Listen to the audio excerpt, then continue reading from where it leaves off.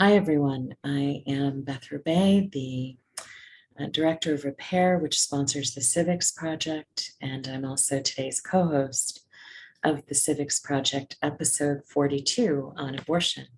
And I'm thrilled to be joined today by my wonderful 13-year-old goddaughter, Naomi, and we'll hear more from her in a moment. Before we do, I just want to start with a brief land acknowledgement. Repair acknowledges the Tongva peoples as the traditional land caretakers of Tovangar, the Los Angeles Basin and South Channel Islands. And we are grateful to have the opportunity to work for the Taraha Tone, the indigenous peoples in this place. We pay our respects to Hanukvatam, the ancestors, Ahihiram, the elders, and Eohinkam, our relatives and relations, past, present, and emerging. So I again want to welcome Naomi Cross, my co-host, and ask you to tell us more about why you chose today's topic. Naomi picked our topic for episode 42, which is again on abortion. What made you decide this should be our priority today? So I chose abortion because it is becoming increasingly controversial. And I heard yesterday as we were preparing that the governor of Texas insists that there is no need to have an exception for anti-abortion laws for rape victims, including teenage rape survivors. I'm 13 and I'm really grateful that I have not been sexually assaulted, but I know that girls my age are sexualized and really young. And sexual assault is prominent in teen girls, both by teen boys and adult men. It's extraordinarily common. The idea that something so terrible could happen to someone my age and that they could be forced to go through a pregnancy and a birth is really awful. And it's so scary because youth bodies are also not really ready for pregnancy in many cases. And many girls who go through pregnancy would miscarry or suffer injury during birth. And I'm not old enough to vote. And I think that it's a problem that people who seem to be very not smart or very cruel are always the ones who are in power and make policies for people my age. And the problem is that I feel like we need to have a lower voting age as well. So if adults can't be trusted to make safer policy for kids, then more of us need to have a voice in our elections. And so Beth, I have a question for you. So what has the history of abortion been in the US? Like how did abortion become political and why can't people just have health care? Okay, good question. So the politicization of abortion has a number of roots in US colonial history, before and since the Revolutionary War. So there are a number of ways that I could answer that question, but I'm going to focus on the 1850s. And really moving in that direction in the 1840s, but particularly the early 1850s. And a lot of the blame, unfortunately, rests with the American Medical Association. And the reason that they started to sort of get very invested in making laws around abortions was that at this point in their evolution as an entity, they had recognized that they were losing a lot of prospective business to midwives. And they were trying to figure out, how do we make it so that people will only come to hospitals, to gynecologists, to get medical care and not have births at home or have independence of medical institutions when having babies. So they wanted to figure out, how do we get rid of our competition? And one of the things that was true at the time is that midwives could abort a fetus if someone wanted that done. And it was something that, again, you didn't go to a medical institution. You would pay, a midwife a little bit of coin or goods. So there was a lot of barter, and she could abort a fetus, either wherever she was working or come to your home and do it. And that was how people had abortions and had been having abortions essentially throughout early US history and beforehand during the colonial period. So obviously physicians didn't want to ban pregnancy, right? That wouldn't go very far. But to put the midwives out of business and get control out of pregnancy, one of the things they decided is, we should make it criminal to have abortions. And if we do that, that gives us a basis to have midwives arrested and not allowed to practice. And so the American Medical Association started to lobby for policy about it. And they needed an argument to make about why abortion should be a crime. And they teamed up with, the mid-19th century version of the Christian religious right, and, try to advance arguments that giving an abortion, receiving an abortion is a crime on moral and medical grounds. And so that's when we started to see the more mainstream passage of anti-abortion laws in the United States. And Naomi's smiling right now because my cat has joined the podcast. This is Harriet. And once we saw abortion become criminalized, it did have the intended effect, which is over a generation or two, it radically reduced the presence and normalcy of midwifery in the United States and helped establish a new social norm in which people understood that they had to go see a male physician. And we want to remember this was at the time where you couldn't really find licensed women doctors anywhere. So physicians were by definition male, and there were virtually no, if any, male midwives, right? So this was a very, very gendered process, get women out of reproductive care and put it solidly back in the hands of the AMA. And in addition to sort of a profit motive, I think part of what was also driving the American Medical Association at the time was, a sense of the fact that, again, they didn't want women competing with their expertise. And they also really brought race into it, arguing that midwifery was, these examples of these sort of heathen or savage practices, that midwives were, people who were engaged in racially deviant and problematic and uncivilized, kind of folklore. And they, tapped a little bit, not too heavily compared to earlier periods, but they tapped a little bit into rhetoric from earlier US period associating midwifery with witchcraft, right? So the basic message was that midwifery is associated with savagery, meaning with people of color, and it's about women stepping outside of their proper role, which apparently meant that women should not have any control during the reproductive processes. And so those, sort of expressions of sexism and racism, coupled with religious right ideas about sort of the civilization and God and males being the proper authority figure in areas like medicine, all came together. And it took time for people to have the notion that abortion was about saving the life of a baby, right? So that wasn't really a very meaningful political debate. You bring up abortion right now, and the first place people go are questions of when does life begin, and is abortion murder of a baby, or is it termination of a pregnancy? And right, all of these really charged debates that we live with now weren't normative in the 1850s. There were some elements of them, but it just wasn't something that was really on people's mind. So the AMA helped to politicize the issue over time, and isn't solely responsible. Various kinds of politicians and religious sectors played a role, but eventually this became, understood as a major moral issue. And I think it still wasn't as loaded throughout the late 19th century and 20th century as it really became in the 1970s, when the second wave of feminists started to push more deeply for a right to abortion. Up until then, the policies set in place by the lobbyists, or the early versions of lobbyists from the American Medical Association, had evolved over time and been reincarnated and reinvented in various forms in different states, but had basically operated on the same set of presumptions and principles that had been true in the 1850s.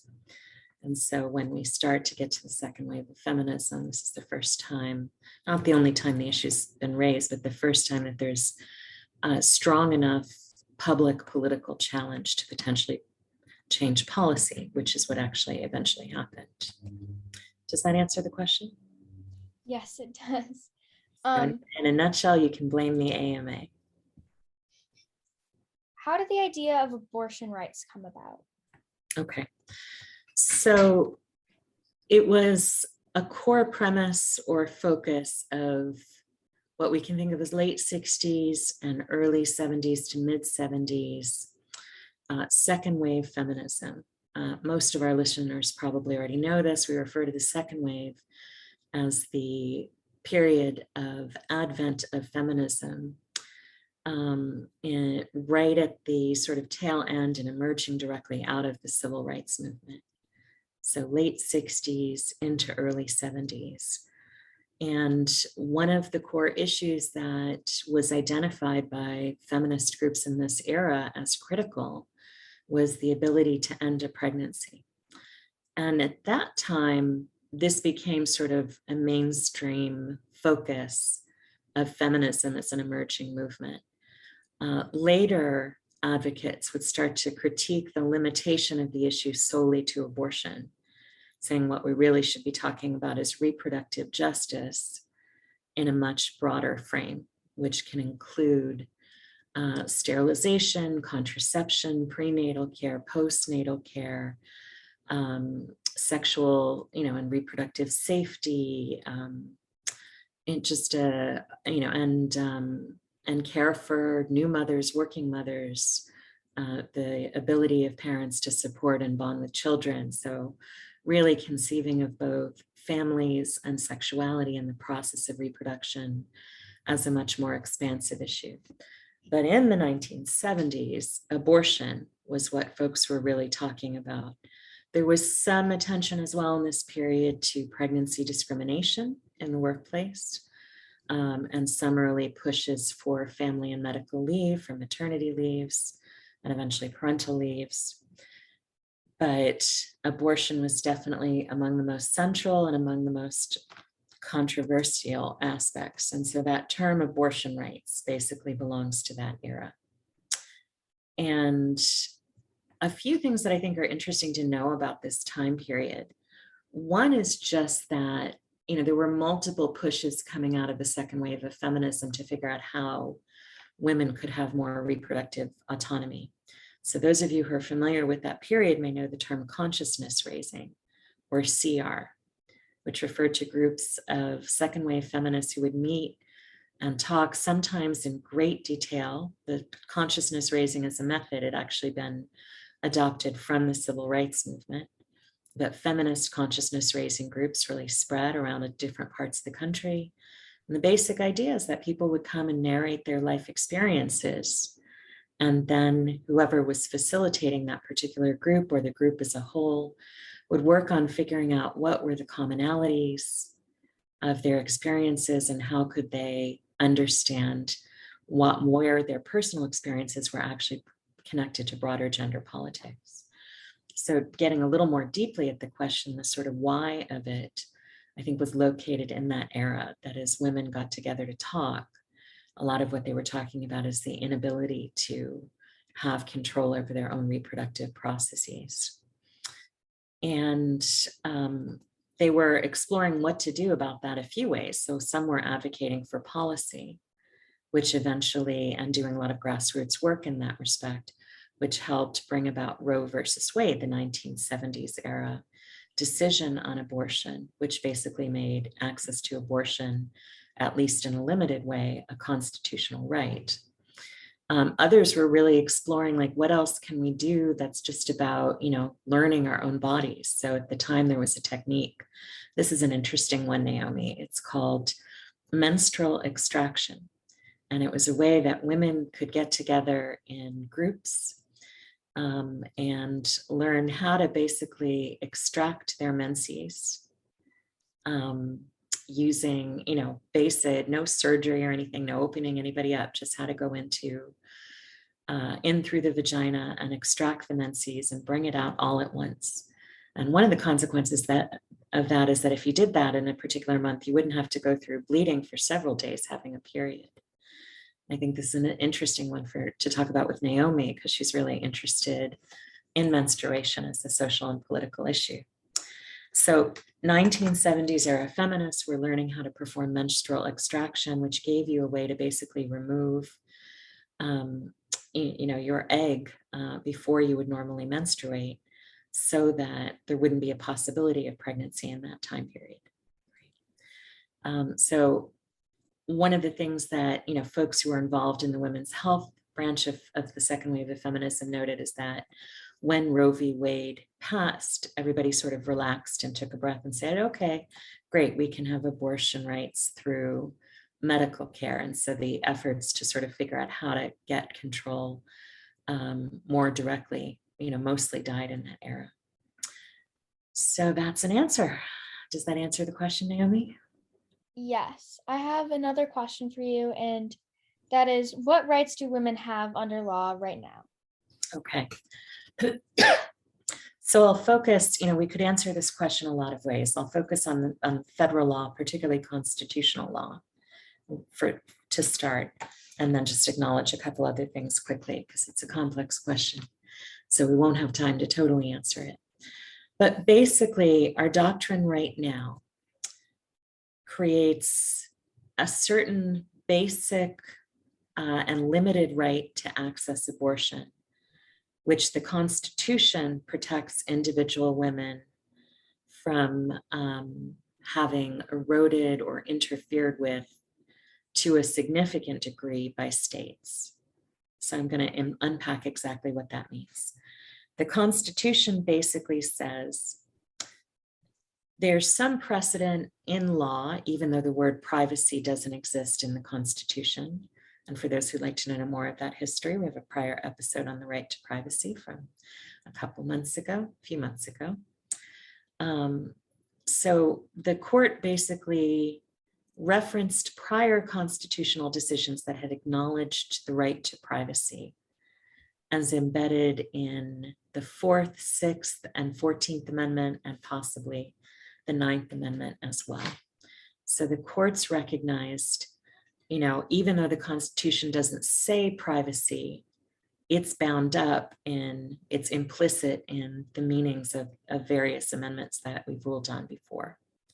So they said there's a constitutional right to privacy. And again, this wasn't the first time the Supreme Court had ever done that, but it was still a relatively new idea and wasn't explicitly written in the Constitution anywhere. So they said you have a right to privacy. And then they said, the state poking into a decision you're making with your doctor erodes that right to privacy. So basically they said the state should not get in the way of something that really should be a private matter. And that was at the core what the Supreme Court decided in Roe versus Wade. And effectively what it did then was overturn laws in a number of US states, which allowed the state to intervene by doing things like making abortion a crime or putting lots of restrictions on when you could access it. So Roe versus Wade basically said states don't take away and don't interfere this much with a woman's privacy. Right? That was the outcome of Roe versus Wade.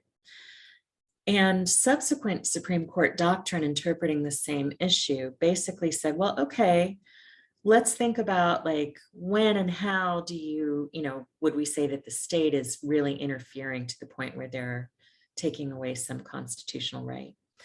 So what the court basically said is, okay, it shouldn't burden women's right to privacy too much. So, but that meant that it could be a burden on women's right to privacy somewhat, right? So this is essentially what the court is deciding and discussing in later decisions like the famous Casey decision, which affirmed Roe versus Wade and also gave us a better sense of what its limits were. So, and that's Planned Parenthood versus Casey specifically. So what the Supreme Court has said is you do have a right to make a private decision about whether to have an abortion, but not every state law that interferes with that right is considered too much. You have to establish that it unfairly and unduly burdens your right to privacy. Otherwise, states can legislate things like waiting periods and whether or not the abortion can be paid for, and can do other sorts of things to restrict the right. And I want to be clear that the Constitution doesn't say you have a right to be free from the government doing anything to force you to give birth, right? So there's nothing in the Constitution that says you have a right not to be forced to be pregnant. Right? What the Constitution does say is you have a right to privacy, and this is a private decision. So it was always sort of a precarious compromise that the Supreme Court made in Roe versus Wade, right? They didn't fundamentally declare that abortion is a right. They just said, well, it's a private thing, and the state shouldn't invade your privacy too much.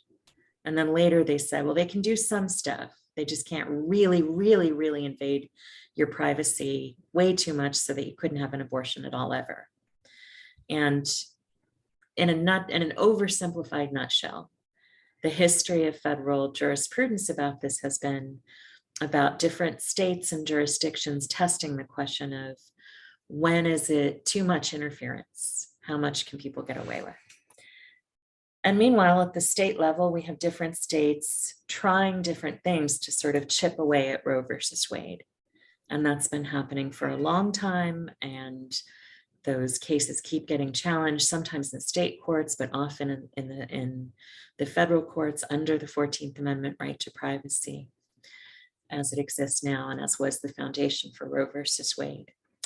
And so that is sort of where we are, which is there's a sort of significant, but also fragile and precarious right to an abortion currently grounded in the 14th Amendment.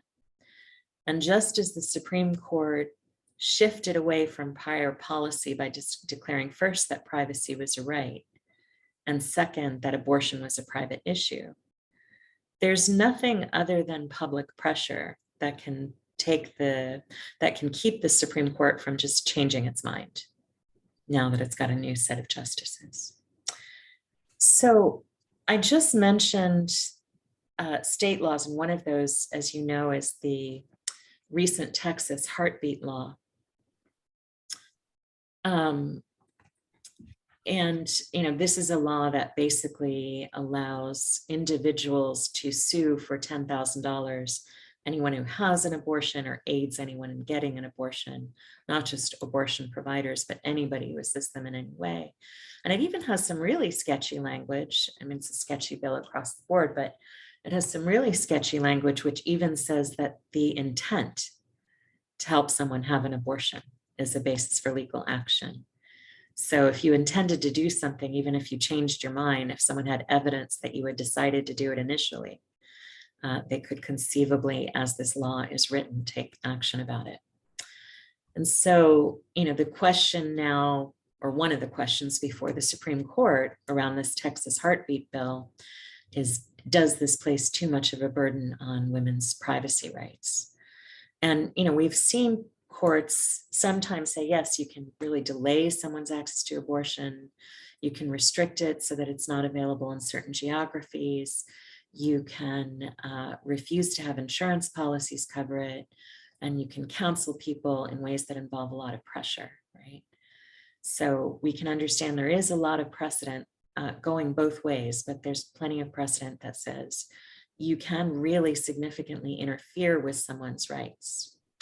So Naomi, I want to ask if you can tell us more about the consequences of heartbeat laws, right? Yes. The heartbeat law in Texas, right, is one that basically says that once there's a fetal heartbeat, essentially any sort of right to abortion is annihilated. And this is, I wouldn't say a brand new phenomenon because we have all of US history to look like this is a recent, there's a recent set of bills that have been passing that all have this same premise. So what can you tell us about the consequences of heartbeat laws? Okay, so Ireland has laws on the books, like the new one in Texas. And recently, a 31-year-old dentist and pregnant woman, Savita Halal Panever, had sought out an abortion repeatedly because she was left in great pain and she was already in the process of miscarrying. However, because the fetus had not yet died and they were able to detect a heartbeat, she was not allowed to end the pregnancy. and she unfortunately had passed away, and an autopsy had confirmed that she did die as a result of the pregnancy. Mhm. And so it's important that you mentioned Ireland because it's a country that's used heartbeat legislation for some time. So it's a significant case to look at what are the consequences. In the case of Savita Halappanavar is particularly heartbreaking because she was already miscarrying. There was absolutely no chance of a viable pregnancy, but she was denied life-saving medical care just because they could detect a heartbeat of the dying fetus. And we can imagine sort of what that would be like experientially. It hasn't been the reality in the United States for the most part. Those states do keep pushing it. But we can imagine how that would be to just basically have, to know that you're miscarrying and be in pain and know that you're not going to be able to give birth and still not be able to terminate the pregnancy. There's a cruelty to that that's really shocking. So thank you for sharing a little. I have another question for you. So what is happening in the Supreme Court right now? Are they going to overturn Roe versus Wade? Well, I'll be frank and say the simplest answer is yes. And the only question is, will it be just smashed and annihilated, or will it be significantly weakened, but some, fragment of it will be left? So there are two cases before the Supreme Court this period. One is the Texas law, the Texas heartbeat law. And I think that we'll see some negative action from the Supreme Court against that law. And the reason is because it has this really sort of bizarre and underhanded structure. So the 14th Amendment protects women by the state invading their right to privacy. Texas is trying to argue by creating a bounty which any private person can collect against anybody who's involved in abortion. The state isn't banning abortion. It's just empowering people to do so. And so their argument is that it doesn't violate the 14th Amendment, which is a pretty bizarre argument, but we have a very anti-abortion Supreme Court majority, so we can imagine they would accept things that might not seem like common sense to many of us. But even the very anti-abortion members of the Supreme Court are having some pause over the Texas heartbeat law. And an example of what they've been raised is, well, if we let Texas do this, could some other state like California or New York pass anti-gun legislation, which would allow people to sue anybody who, possesses a gun, right? And so, if that model allowing individual members of the public to collect bounties for private activity the state disapproves of were allowed to stand, I think we would see a lot of other legislation that the Supreme Court wouldn't really want to deal with. So for that reason, I think that there's a likelihood that at least some aspect of the Texas heartbeat bill won't survive Supreme Court review. I think it'll be at least partially overturned. I could be surprised on that, but that's my suspicion. I think that's where it's going. However, Mississippi has introduced another suit, which the Supreme Court has started to hear already.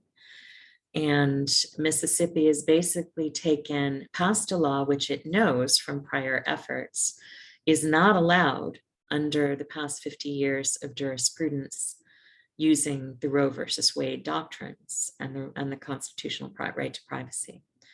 And they've explicitly passed this legislation and said, we're going to try because it's a different Supreme Court. And what they mean here is that in the very first interview that Donald Trump gave after his election in 2016, before his inauguration, one of the first things he said was that he intended to eradicate abortion rights and overturn Roe versus Wade, and that he planned to do that by seating justices who would do that work. And the initial nomination by Barack Obama of Merrick Garland had been stalled in the Senate. And so that seat wasn't filled until Trump took office. And then he was able to appoint Neil Gorsuch, someone we know to be both a fan of very right-wing justice, Clarence Thomas, known to be one of his staunchest adherents and devotees, and to have a strong track record against abortion. And then he got to seat the incredibly controversial Brett Kavanaugh, as we all might remember, from 2018. And then the Republican Party radically rushed through the nomination of Amy Coney Barrett in order to fill Ruth Bader Ginsburg's seat before the presidency potentially shifted hands. And they did so despite having stalled Merrick Garland's nomination, claiming that you shouldn't appoint anyone right before a major presidential election. So he got his 3 justices. He got 3 justices who might not side with him about everything, but who have a staunch and articulate anti-abortion history of jurisprudence, have written opinions and majority opinions, essentially, either arguing why abortion should not be understood as a constitutional right, or whether severe restrictions on it should not be understood as eroding those rights. Brett Kavanaugh is particularly notable on this issue. He heard a case involving a teenager who was being held in immigration detention and argued that being prevented from getting to an abortion provider would not unduly burden her abortion rights, and that waiting for several months also would not do so. And, you always have to think about how somebody imagines that it's not a burden to have a pregnancy continue till much later before getting reproductive care. And of course, Justice Amy Coney Barrett has been out there saying things like, well, if you don't want to raise a child, that's okay. You can give the baby up for adoption. So it's really not a hardship to have to go through an unwanted pregnancy. So what I can say is the climate is very, very favorable for a 6-3 majority to uphold the Mississippi statute, which is directly challenging and if upheld would essentially crash Roe versus Wade. And I think that will happen in 2022. And again, we'll see if the Supreme Court or the majority of the Supreme Court just outright says Roe versus Wade was wrong and we're doing away with it, which some of the justices we know, explicitly and openly agree with, or whether they'll say, well, we're not overturning Roe versus Wade, but we're going to reinterpret the meaning of the right to privacy to better prioritize the state's interest in being allowed to deny people access to abortions. So that's where we are. And once the Supreme Court makes that decision, there are 2 things that can happen. One is that the sort of battleground then shifts to the states, and individual states can get away with things that were not allowed under the 14th Amendment in the past nearly 50 years. But people can mobilize at the state and municipal level to try to protect rights. The other is that Congress could pass, reproductive rights legislation to try to reinstate the protections of Roe versus Wade and restrict states from passing anti-abortion legislation. The challenge with that is always when something is the understood meaning of the Constitution, it's very hard to change. When something is passed by Congress, all it takes is to flip the executive and legislative branches, or at least build enough of a coalition or support for your side, and it can be undone with a couple of votes and a stroke of a pen, right? So if abortion rights are only protected by the legislature, they're going to be a lot more fragile. And it's a question whether you could even get a 51 vote majority in the US Senate right now for abortion rights, given how tightly split it is. So Naomi, I want to ask you this. What do you think needs to happen? And I am wondering, would you ever consider running for office or becoming a judge someday in order to work on reproductive rights and policy? Okay. I am a little bit intimidated because it seems as though Harriet is coming for my co-host position. But on a personal level, what you can do to help with abortion rights is you can create a film or share pro-choice content on social media. You can create a charity, march at your capital, or go to a women's march, elect more women in Senate or state offices. And at a policy level, government should fund healthcare for women and girls, gender nonconforming people, including access to abortion, care after sexual assault, prenatal, postnatal, contraception, give counseling and support for fertility, make clinics accessible, and add reproductive health care and insurance. And oh my God, that is an awesome cat. Yeah, she's definitely joining us. So for those who are listening but not seeing the video recording, we've been joined by Harriet, my 10-year-old tabby cat. Thank you for that great list, Naomi. I'm serious about this question though. Like, would you ever run for office or would you ever try to become a judge?